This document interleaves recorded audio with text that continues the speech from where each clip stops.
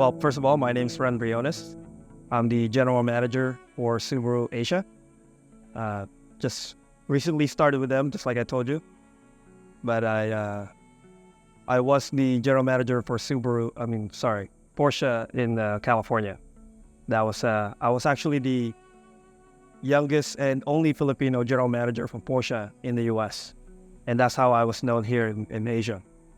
So the owner of Subaru Asia, Tinio, actually is now a good friend of mine and now my boss.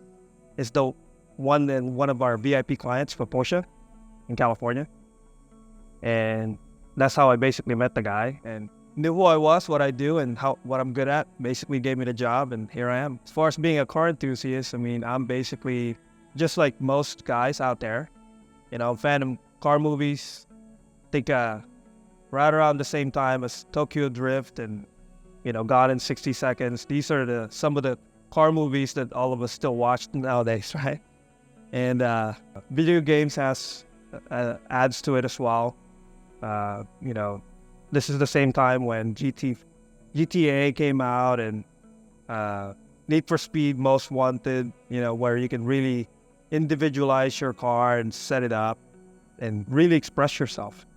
And of course, Midnight Club, all of these other video games coming out with cars. This is basically the new pop of the time, right? And again, cars being available really made it possible for me to modify my own cars and really become an enthusiast myself, because you can express yourself when you're individualizing your car and putting parts in there, and it becomes parts of you when you're also driving, right? And really selecting what you want it to be, even the colors and the looks and all that stuff. So I think that's one of the key ingredient to really express yourself, and that forms into me now. And at least I'm lucky to be one of the guys that's actually making a living out of it. I've just had so many cars that if I had to choose one, I think it's the one that I spent the most time with. Would have been my Miata NB. I had a 1996 Miata, and I think I've changed pretty much everything with that car. It got me through a lot of, boredom and I think those are the same times when I was really new to the car business. And if anybody from the car business is watching this show, they would know that the car business is not an easy job. It gets you through a lot of emotions through the day, and working through your car is really, something that could get your mind off of things. And I think I've changed the headlights on that thing. It's the first step. It became a googly eye that made it very comical.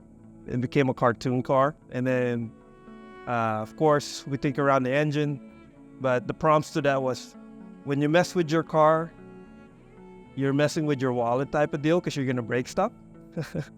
So I had to change the timing belt. So that was the first major thing I did to it. I'm like, crap, now I have to change this thing. And then, because you opened up the engine, you're looking at things, so like, that's a camshaft, this is your pistons, okay. Now you had to change these things too for performance, because why not, right? You already opened your engine, you might as well change stuff.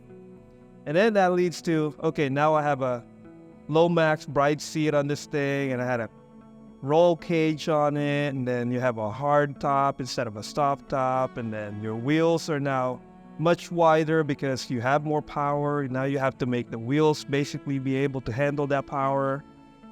And then next thing you know, the thing is cambered on the ground, because of course you got to make it look cool. If it sounds cool, it's just a never-ending thing. But again, the more I spent time in that thing, the more it becomes part of me, because I was really expressing myself. And of course, Miatas do cost money, but it's cheap enough where you can still have so much fun with it. But I think the best thing about that car too is it's not a very fast car, and driving a fast car really fast has a lot more excitement to it, as opposed to, I've driven GT3 RSs, McLaren 765 LTs, a Ferrari challenge car, even, Porsche GT cars on the track. And I still remember the time that I spent with this Miata because it's just a lot more exciting. And of course, partly I was new to the business and new to cars at the time, and that everything is very new to me and every new experience is exciting. But I still remember this day, it just has that feeling of driving really fast, even though it's not a fast car. Driving fast in a slow car versus driving slow in a fast car just has that difference to it. And that's my story behind that car.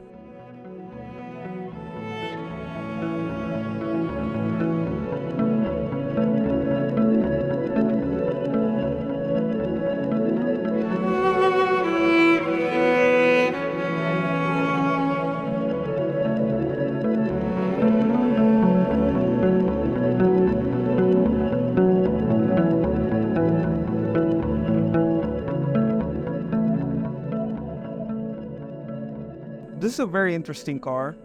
I told you guys earlier, this was the Rust Whip car. So this is the stunt car we use for all of the Rust Whip shows here in Manila. Most recently, it was used at Mia's International. So that's the car that they use for the drifting and the stunt shows right behind the Automotive show. And as soon as that show was done, we basically converted it back to as stock as possible. Can't tell you what we changed on the car now, but it was mapped differently, it was tuned differently, and it was a front-wheel drive car when it's drifting, all that stuff. But now it's all-wheel drive again, back to the stock suspension, stock transmission, because it was a 3-speed transmission before. Now it's a 6-speed. But yeah, basically now it's very stock. But as you can see with the giant camper on the top, like I told you before, I'm a very outdoorsy guy. I love spending time outside. Car business is a very fast business, both fast in the moving sense, but also in your life sense, because everything's changing very, very, very fast in a dynamic way. It's all in different direction. The marketing style is changing on more personalized versus the looks and the performance and all of these things. Now you can see all of the auto show actually showing up with, more of what I actually like, which is outdoors, spending time with family and friends, and really expressing yourself through individualizing it from the outside on more of a utility look rather than a performance look. But yeah, this thing's Subaru Asia's property, not mine. But now we're individualizing it. And we're probably going to put a bike rack to it as well pretty soon. Like what I said, I came from Ren County in California, and where mountain biking was actually invented. And if we're going to spend time outdoors, I might as well venture out from where the campsite is, right? So I got to put a bike rack to it too. And like what I said with the Miata, once you start, you're not going to stop. We're probably going to start putting camp lights on it too, and maybe change the tires to more of an off-road, because we're probably going to go out there and venture out. But this is just the start with that car. So far, I've driven it to La Union. That's one of the only long drives I've done to it for now. I plan to take it in Zambales somewhere pretty soon. But I think before I do that, I'm gonna go spend some time in Laguna, where I was born and raised. So you guys probably know a lot of spots in Laguna. Laguna has, of course, the Tanay area has plenty of the campgrounds there. I think San Pablo is coming up with a lot of their own as well, but that's more of a glamping more than camping. But since we have the cars to do it, we might as well take it out there and really camp. So we're probably gonna go out in Tanay first.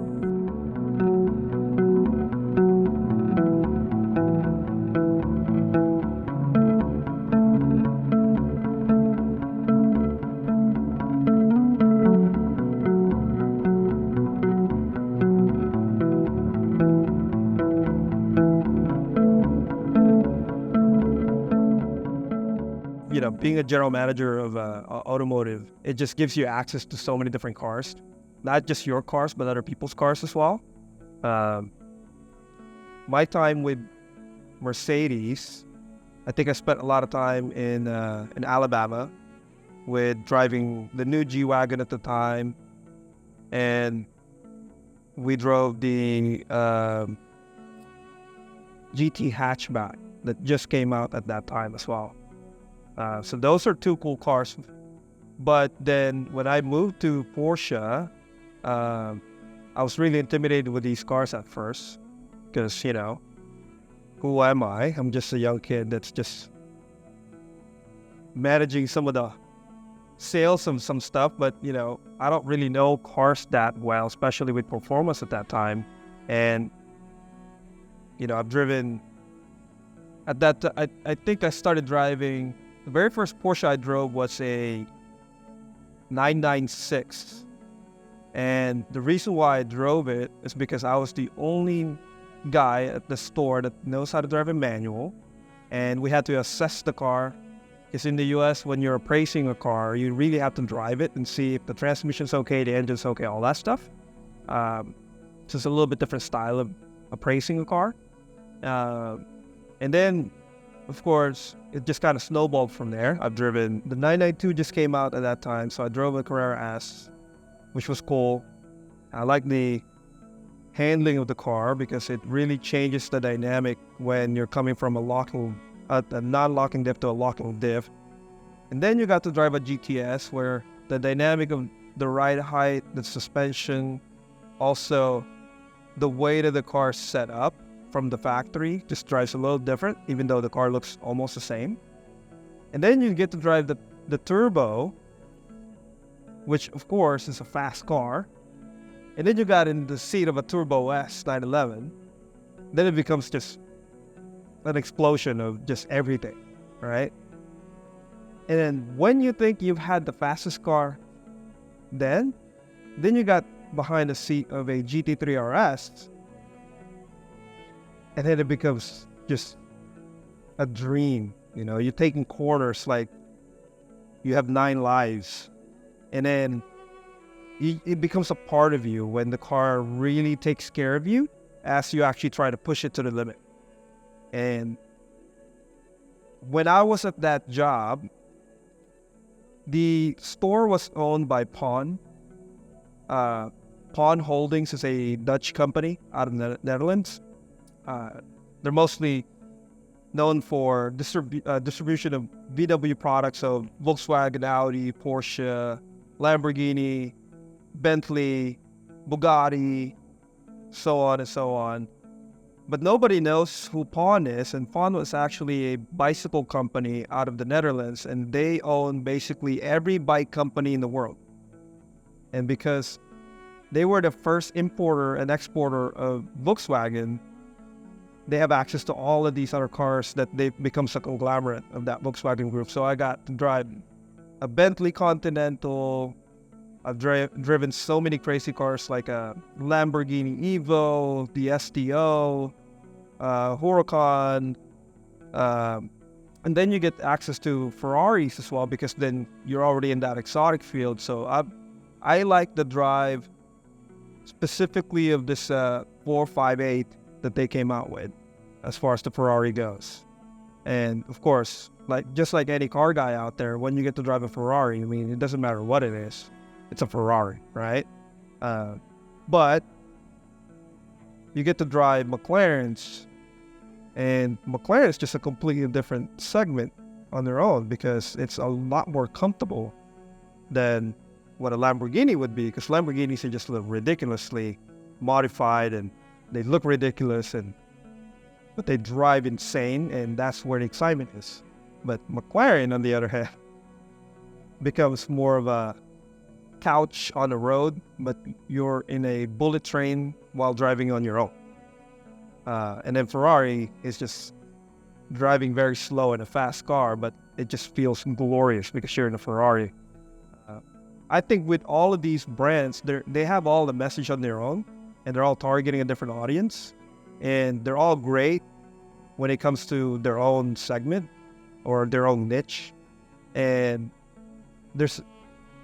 it triggers something in a car guy when you're driving any of these cars, and when it becomes part of your own, it becomes something else.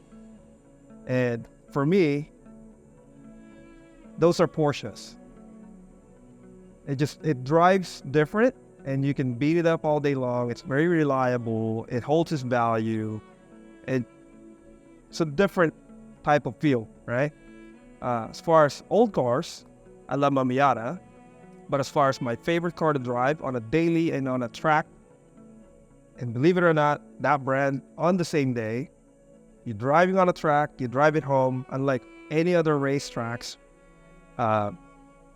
or any other race cars, you actually drive that car there and out of there after the track day. And that's what I love about it.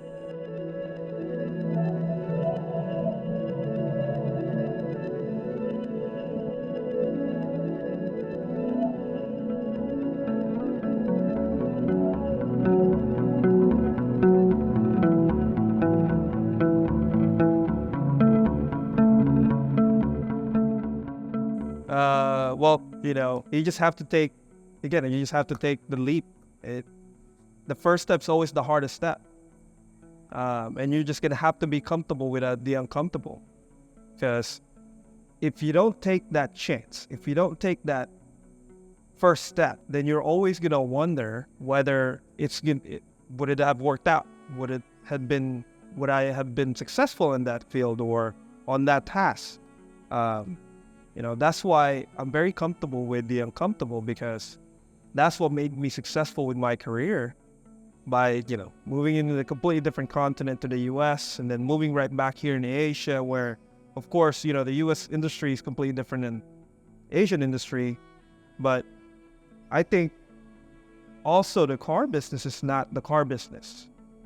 The car business is the people business. And that goes for most businesses out there. And I think, if not all, most, right? Every business out there is people business. We're really dealing with people, both inside and then outside. And if you don't know how to, deal with your employees will be unhappy. And if your employees are unhappy, then that shows towards your customers. So take care of your customers, or take care of your employees, and they'll take care of your customers as well. But as far as my field, again, you could start in marketing side. You could, be a social media guy, or you could also just start selling cars. If you don't know anything about cars, then, you go through a lot of training when you're a sales guy. You get to learn about product specs. They take you to trips so you can actually experience it with people that also love cars. And then you become part of the community. If you like the videos online, and if you like cars that you see on the street, maybe go to car meets, go to car shows. There's a lot of those out there. Most of the time it's free. You just kind of show up. Even if you don't have a nice car, just show up. Like what I said in the beginning of that question, you just have to take the first step. Don't be afraid. Just go out there and really try it. I just want to say thank you for a lot of the people that supported me, I guess, through the years. There's a lot of them. Because of the way that I am, because I take a lot of challenges and a lot of unknowns, I failed a lot. And through all those failures, you really see a lot of your friends, the real ones, because the real one shows up when you're actually having a hard time, right? And when you're failing, when it's not the best of your times and you don't have anything to offer, these are the times when people actually show up and help you, and genuinely help you, because they ask nothing for return. And I thank those people that stay with me through that time. I've been fired a few times from jobs. I've failed in a lot of the big tasks that I've had before, small and big. And again, time and time again, this is when these people actually show up through the hard times. And I thank these guys, and there's a lot of them. It's too hard to name every single one of them, but you know who you are. Thank you. And, you are my friends and family. And thank you for all that support through the years.